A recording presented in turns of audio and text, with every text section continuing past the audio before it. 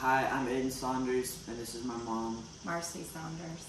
And we're doing the S.T.E.A.M egg drop challenge.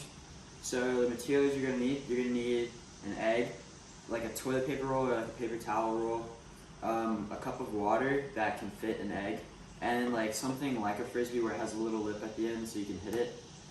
So. And the egg does not need to be hard boiled. Nah.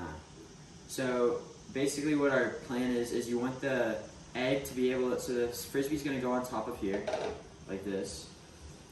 And then you're gonna put the toilet paper roll or paper towel roll in the center of that, but make sure that it's in the center of the cup. And then you're gonna put the egg right on top, like that. I'll put it sideways. I was gonna say. All right. And our goal is to get the egg inside the cup without breaking, and by hitting the frisbee. Yeah, so you're just gonna hit the frisbee, and it's supposed to just fall straight down because the egg will weigh more than everything else that's around it. All right, 3, 2, 1.